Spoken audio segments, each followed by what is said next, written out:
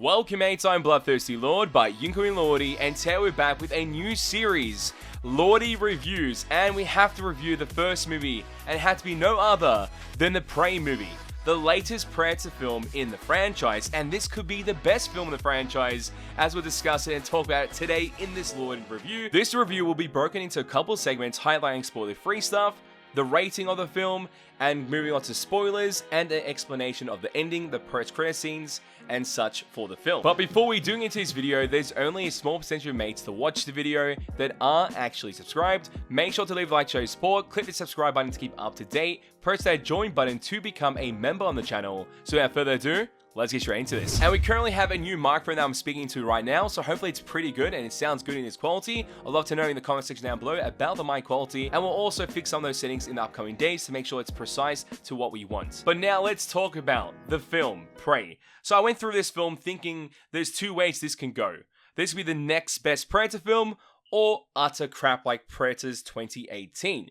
So we had a couple of things going to this, and honestly, there was some good positive reception before the film got released, which made me more excited. And that got me ready emotionally to not have a toll towards the Predator franchise once again. So as a Predator fanatic of the franchise, I went into the film, watched it 1 hour ago, and I could say that the movie Prey has rejuvenated the Predator franchise. That's how confident I am in this, because it was a masterpiece. And I'll talk about it as we go and give our official rating for the film itself, but let's provide some backstory to the film itself. This is based before Predators 1 and based in the Comanche warrior era. And due to the film being captured in the 1800s, the weaponry available to be used against the Predator or for the Predator to use towards the civilians is much different from the films that we see in a future film.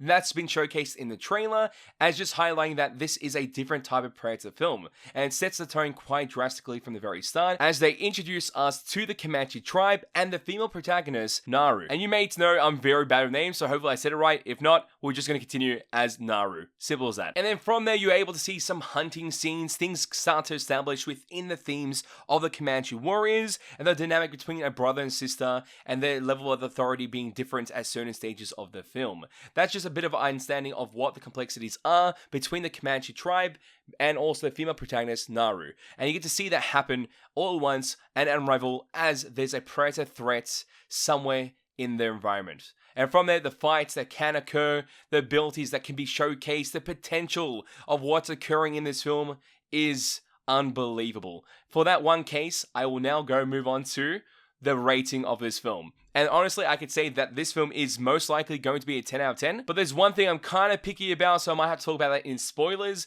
But the thing is that this film has a lot of things going for it, and it does showcase the properties of what a Predator should be doing in the Predator franchise. And it truly is kind of hard to compare this film to Predators 2018, because they're not comparable in any way. If you're worried about the film being awful, do not be worried at all. And maybe we should call this as a blood review when we get to this point when we have to do the rating. I'm going to say it's a 9.9 or a 99%, and this is me being picky and also kind of biased on the Predator franchise because I enjoy it so much, so that's why the review has been so high up, compared to future films that we'll be reviewing in the Lordy reviews or the blood reviews on the channel. Also, if you mates have watched the film already, please tell me in the comment section down below, what are your thoughts on it? What are your ratings? I'd love to know in the comment section down below. What are the cons? What are the pros? I'd love to know in the comment section down below. And now let's move on to spoilers, as we talk about the film through multiple stages. So its easiest way to highlight in 3 parts, and we'll just talk about each stage and what occurred in each part. So as it starts off, you were introduced to the idea of a story of a monster that visits the land of the Comanche warriors, or the Comanche era.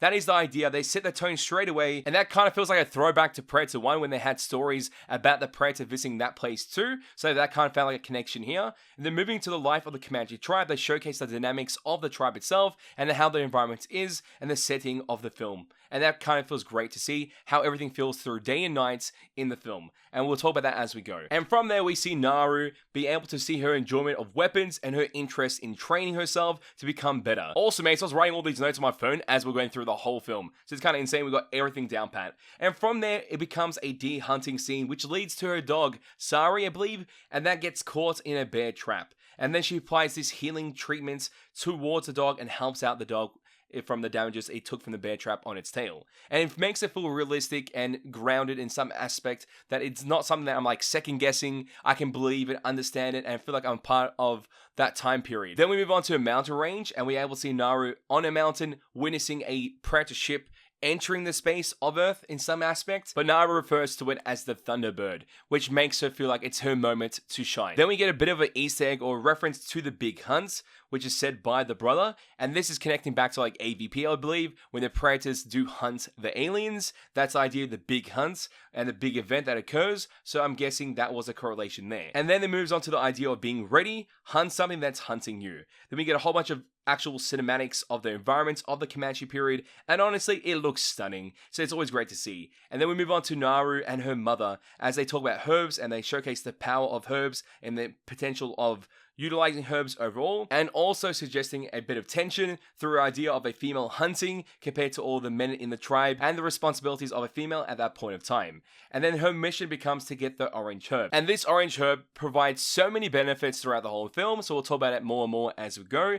But also, Naru's a badass, so with her responsibilities, you see her change and evolve through the character in this film. From there, it moves on to a scene with the Predator as the ship drops a Predator off and it uncloaks on the mountain. And that's our first glimpse at the feral Predator. Then moves on to a scene as a lion has took someone and attacked someone and took it captive in some aspect. We see the Predator cloak, Predator clicking the distance as it tries to manipulate a group of hunters, making one of the Comanche hunters feel unsettled and also charge up their bow and arrow and place that arrow shot towards Naru.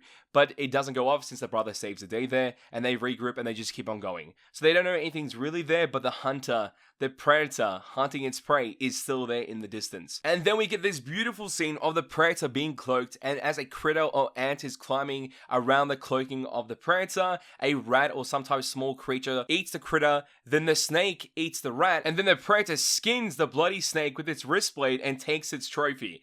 I can't believe how quick it happened. It was in a glimpse of a second, but the idea of watching the food chain of an environment that you landed in as a predator lands into Earth in that period, watching the food chain, understanding its prey before it hunts is always quite satisfying. Then going back to the events of the lion taking away a Comanche hunter, we find that Comanche hunter heals are applied to the hunter itself by Naru, and those heals have special properties, being able to cool his blood. That's a bit of information that we found out during that point, and also the idea of why the lion left the Comanche hunter comes up, and that is pretty much left to off-screen, the idea that the Predator possibly scared the lion off, or hunted the lion in some way. So that's one thing that we know at this very moment, and it continues from there. They get a whole bunch of nice shots of taking the wounded warrior back to the tribe, but also on the way back, Naru finds the encounter of the snake rat incident that occurred earlier, that the Predator witnessed, or Predator was pretty much a part of, and then senses that the Predator could be above in the trees and looks up, but that nothing really happens from there as she goes back onto route and taking back the wounded warrior to the tribe. So they go back there, regroup with the others and her brother, and tells her about the incident that she witnessed and talks about some unnatural things occurring to that situation and how that couldn't be the case and what happened before, and it keeps on going. Then leads to a moment where Naru needs to step up in the hunting aspects and becomes her time. Then it goes onto a scene when there's another Comanche hunter on the tree and Naru's there as well. They're setting up some type of trap and they got her brother being the bait or leading bait towards them. But randomly the other Comanche hunter gets attacked by the lion and they encounter the wild cat. She hears a predator in the distance as the cat is now pretty much on another branch walking towards her and getting closer and closer, and she's pretty much hesitating, trying to actually kill this creature, and that predator in the distance puts her off. She falls and then she becomes unconscious. Then she wakes up in her mother's grasp as she's providing healing medicine through tea, and also knowing that her brother dragged her back to this place to survive. The idea of becoming a hunter in their case, or their moment to shine, is to survive, not to kill. That was the idea there. They bring this dynamic up and it continues. The original attacked person survived because of the medicine, and that's a great thing because it shows that her medicine does work, or the medicine of the herbs that she was using does work in that aspect, and she's an expert in that field.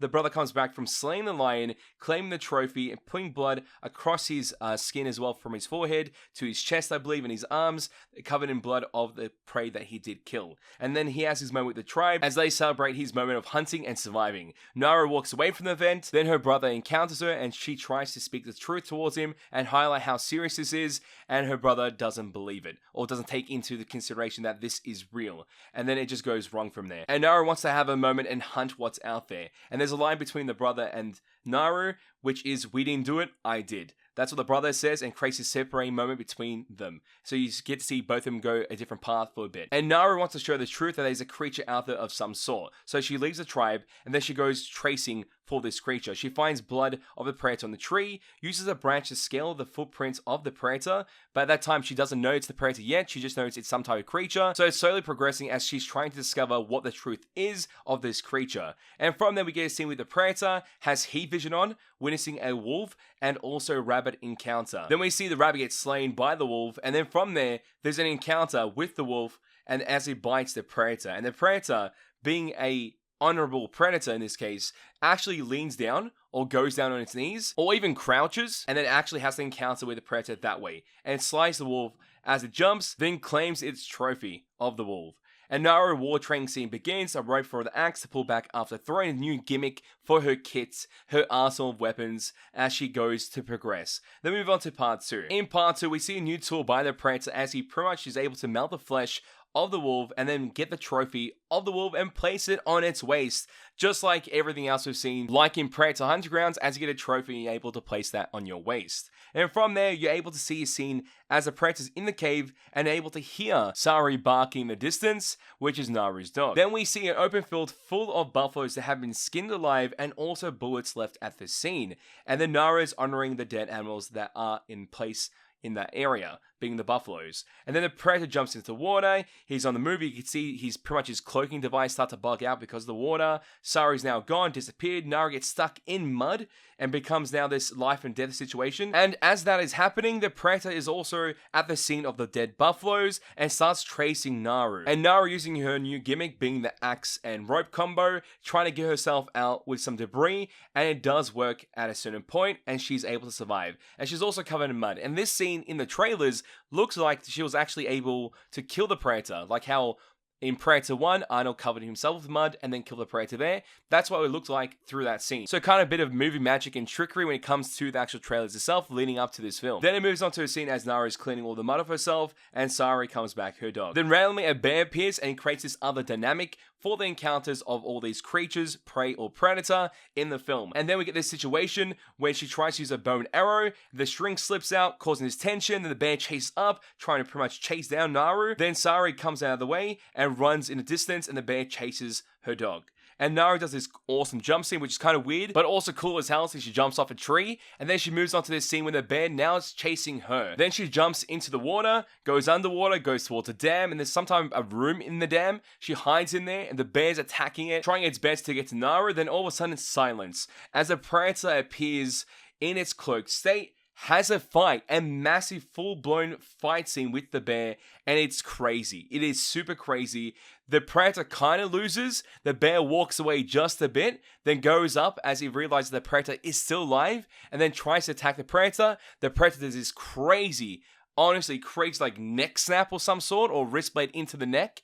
It was insanely quick, and the sound was satisfying for it, and it's just crazy to see. This scene was amazing because you get to see the predator now verse multiple encounters of different creatures, but not actually use its full arsenal of weapons, but instead be honorable in its fights to the prey it's versing at that point of the food chain. It's really interesting. Then from there we get a scene when the bear is now being carried by the predator and the blood is dripping from the bear to the predator in its cloaked state, and Naru is able to see through the cracks of the dam that there's some sort of creature that isn't natural, something unnatural, something that they've seen, but the monsters from the stories told to her Comanche hunters and tribe. So that was the idea there, that there was connecting back to that. But a predator covered in blood is honestly quite stunning. I didn't expect that to happen at all in this film compared to the trailers that we witnessed, and it was kind of cool to see. Then from there, she escapes in the water and pretty much gets away from the predator in the scene and the bear that was slain, and regroups with a fighting party sent by her brother. She tries to convince them of what was occurring, what she witnessed, what she saw,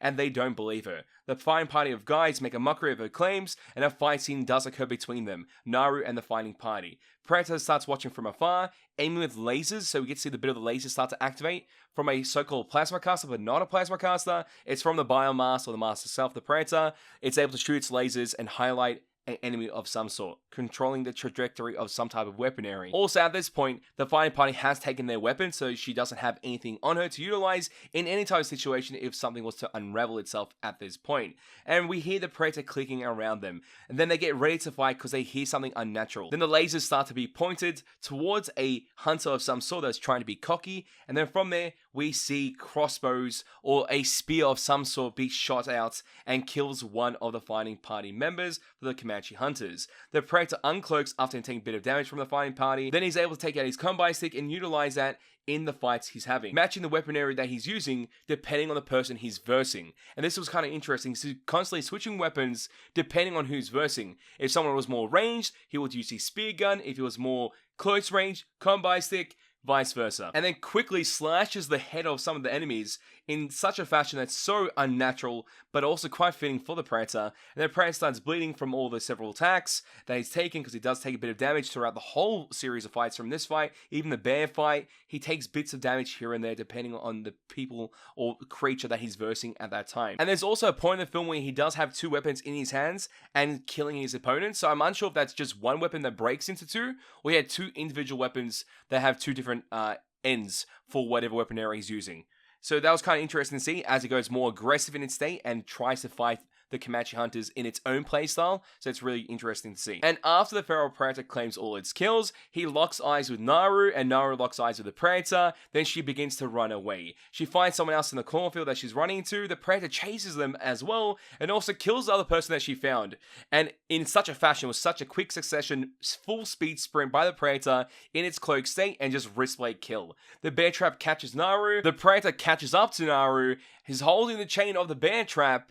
And then nothing occurs because now the French people are now introduced. The French people find Naru, take her captive, and this is part 3. She wakes up again as a captive of the French people, and then the French also have claims of victories of the buffaloes they killed earlier in part 1 that she realized, and then connects the dots that the French people skinned and collected those kills on those buffaloes. And then she hurts one of them through the cage that she's placed into, and one of the members of their party is able to understand the language of the Comanche and also create this moment of understanding between them and try to find out some information of how Naru survived, but also provide some information that they know about this creature hunter and how he likes to hunt in some sort of way. And from there we get to see someone get torched in the distance, ends up being her brother that gets slashed across the chest since she was unable to provide information to their party.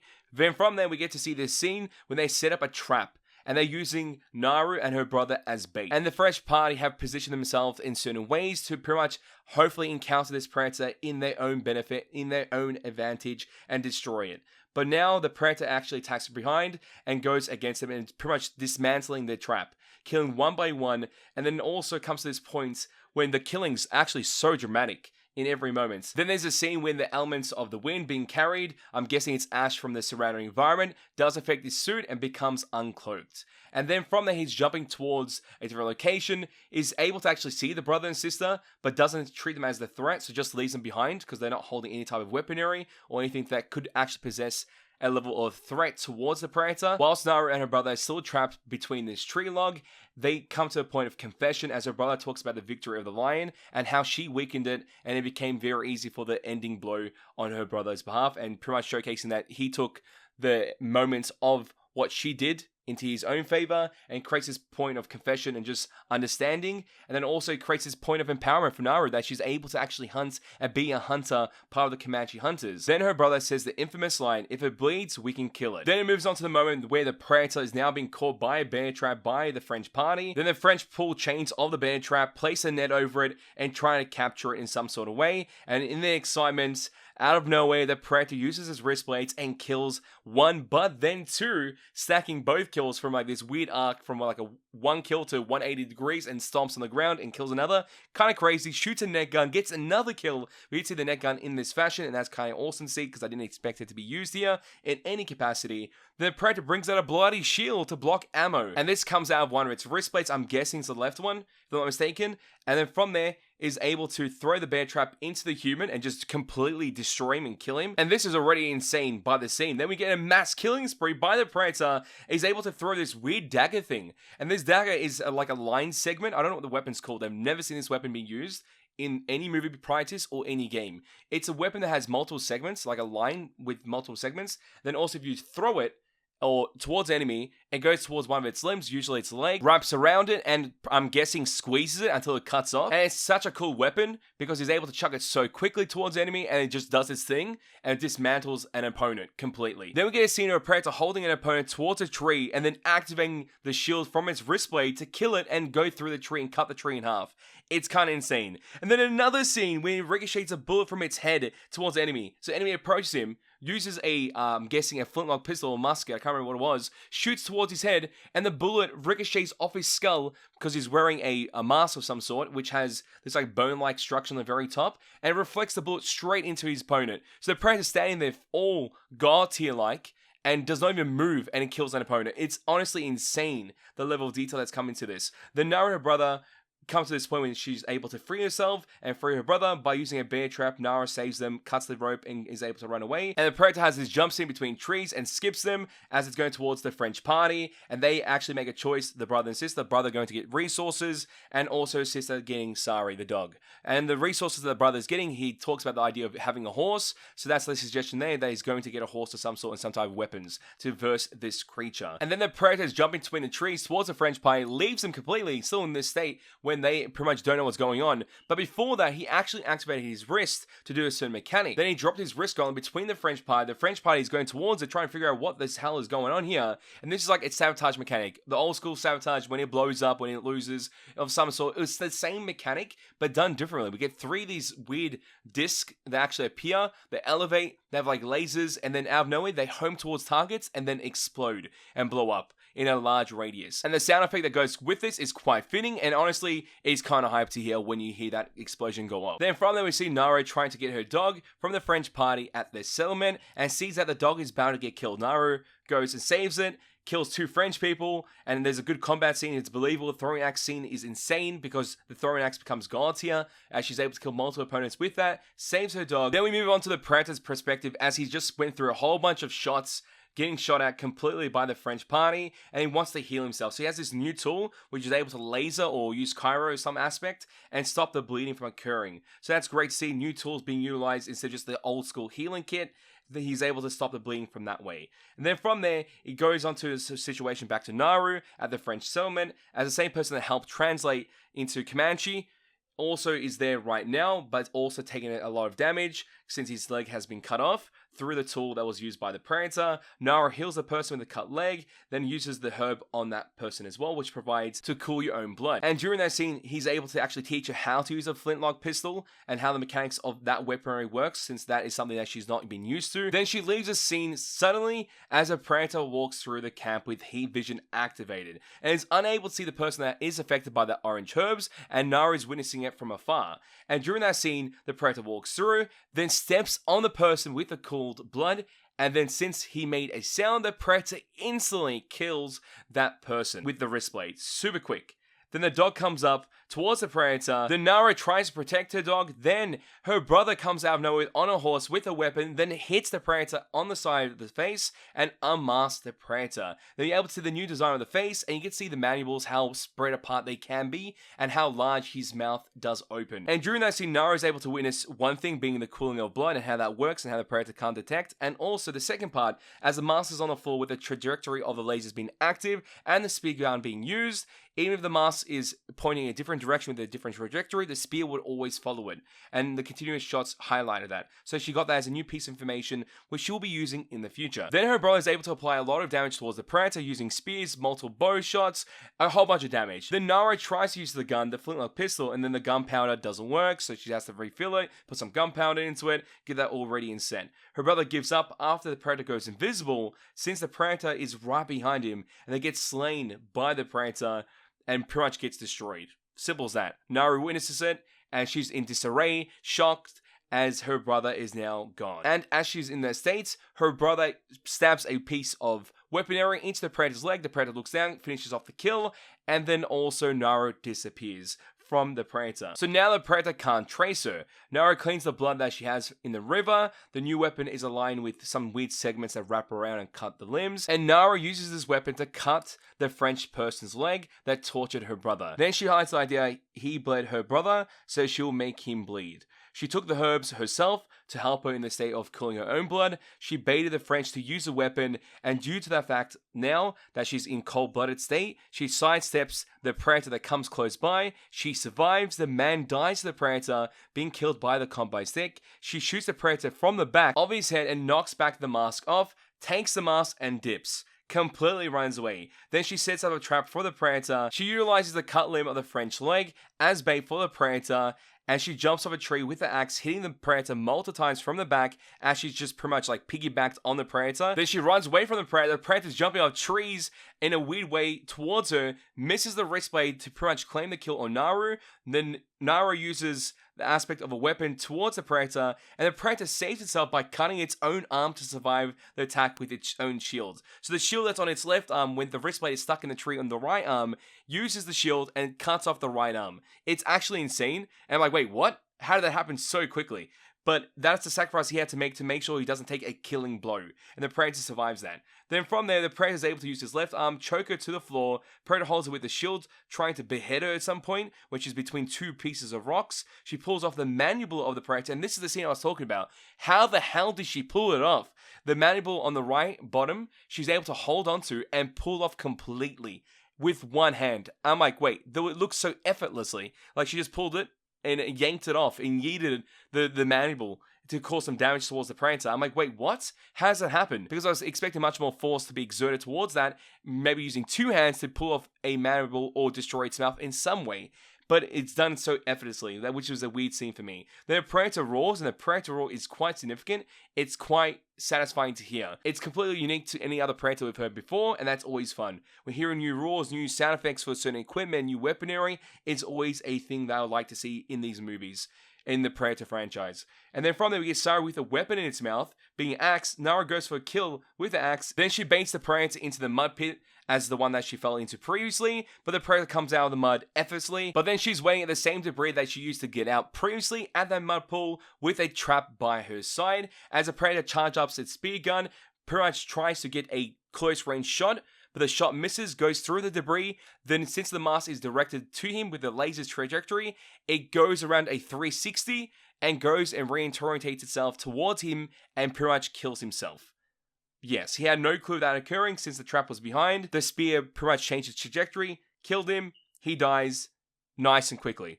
It was so done effortlessly through that trap system. Well done on her behalf. She brings back the trophy of the predator covered in blood of her trophy, and you get that cool scene that you see in the movie posters, which is covered in the green blood of the predator. You get to see that here, and the tribe celebrate her victory. And then from there, we get the post-credit scene, and they did the same thing as like Godzilla. With the Godzilla vs. Kong, they had the lead up to towards that movie being Godzilla Kings of the Monsters, and they had like cave drawings to highlight what was occurring. They did the same thing here with the post-credit scene for Predator. And I pretty much had a feeling already before that happened, because I knew one Predator dying there. I'm like, of course, they're going to bring the other Predator ships. There's going to be 3 Predators of some sort. But we get 3 Predator ships in the end credit scene, so we could expect a sequel to this movie being Prey 2, as they highlight 3 Predators invading the Comanche tribe in some aspect, or the 3 Predator ships having multiple Predators invade the Comanche warriors, and you can see a full-blown fight occur there. That could be the possibility, we don't know.